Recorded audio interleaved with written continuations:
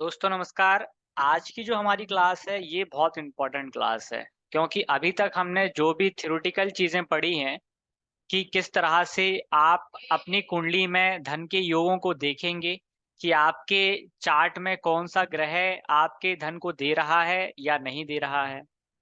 यदि दे रहा है तो आप उसको और किस तरीके से स्ट्रेंथ दे सकते हैं आपको धन प्रोवाइड कराने के लिए। और यदि नहीं दे रहा है तो फिर आप उसको किस तरीके से ऐसे रेमेडी के माध्यम से धन देने के लिए मजबूर कर सकते हैं कि वो आपको धन दे। तो जितना भी आपने अभी तक की 10-12 वीडियो में आपने जो भी अभी तक सीखा है, वो सारी की सारी चीज़ें आज हम इसमें प्रैक्टिकल करके बताएँगे कि एक्चुअल में वो थ्योरेटिकल कॉन्सेप्ट हमें लगाने कैसे हैं।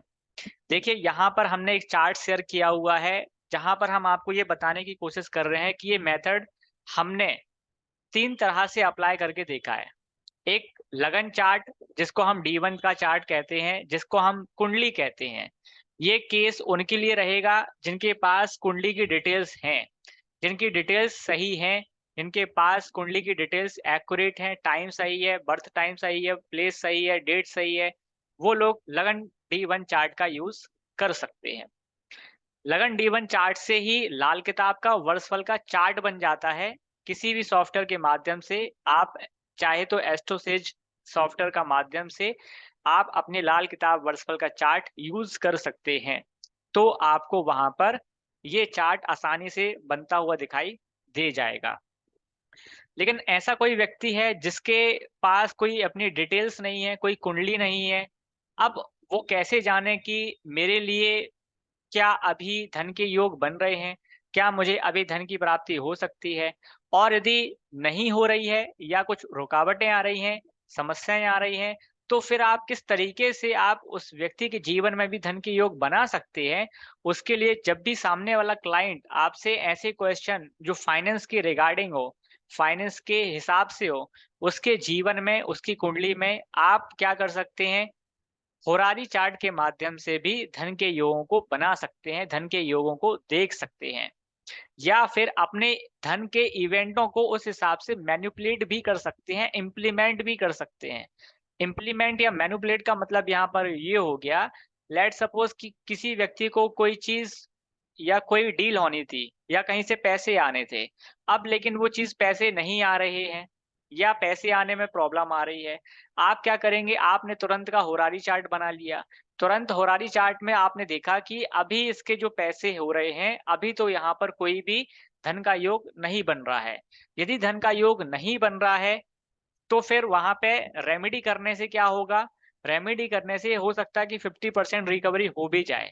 लेकिन यदि मान लीजिए बिल्कुल ही धन का योग नहीं बन रहा है या बहुत ज़्यादा वीक है, तब फिर वहाँ पर पैसा मिलना असंभव ऐसी बात हो जाती है।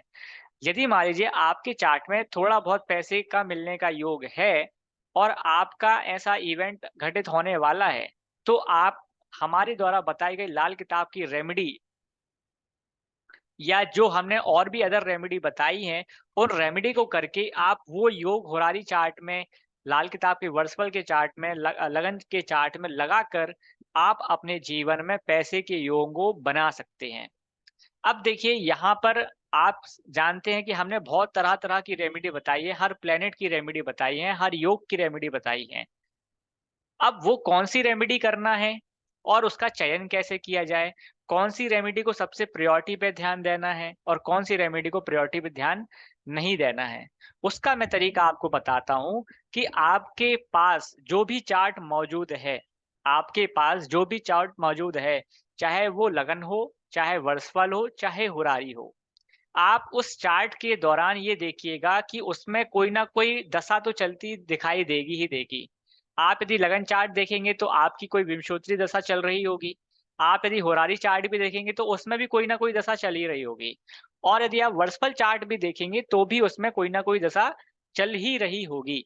जो भी दशा चल रही है और जिस लेवल का आपका पैसे से संबंधित प्रश्न है कि आपका पैसा 1 साल का फँसा हुआ है, 2 साल का पैसा फँसा हुआ है या कुछ महीनों का पैसा फँसा हुआ है या 1 दिन का पैसा फँसा हुआ है।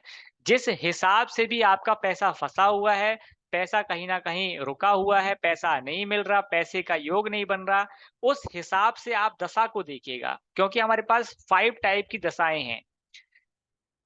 सबसे पहले महादशा, अंतर्दशा, प्रत्यंतर दशा, सूक्ष्म दशा और इसके बाद प्राण दशा। तो जिस लेवल की दशा में भी आपको ये समस्या आ रही है, जैसे मान लीजिए आपको महीने से धन के योग नहीं बन रहे, आपने कोई बिज़नेस चालू किया, इस महीने तो हमारी आमदनी बहुत ज़ीरो थी।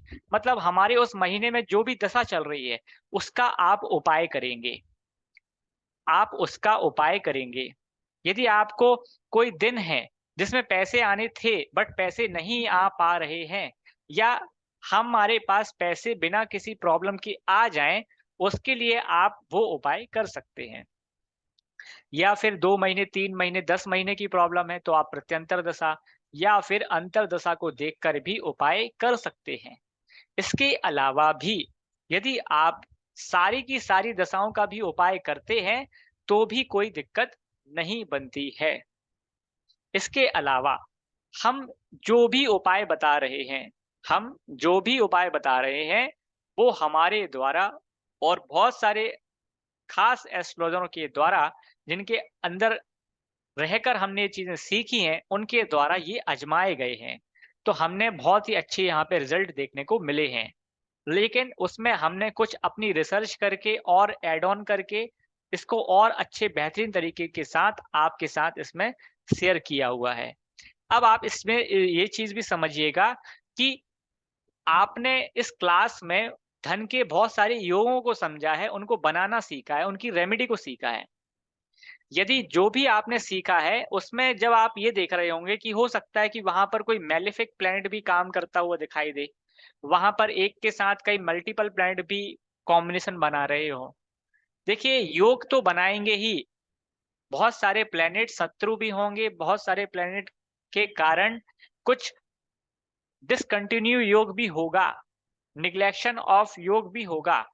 लेकिन हमारा जो योग है, हमारे जो योग बनाने का तरीका है, वो बेसिकली जो बना हुआ योग है, उसको मजबूती देना है और आपके योगों में आपके योगों में आपको स्ट्रेंथ मिले और जो योग नहीं बन रहा है वो योग बन जाए, उसके लिए आपको ये रेमेडी करना है।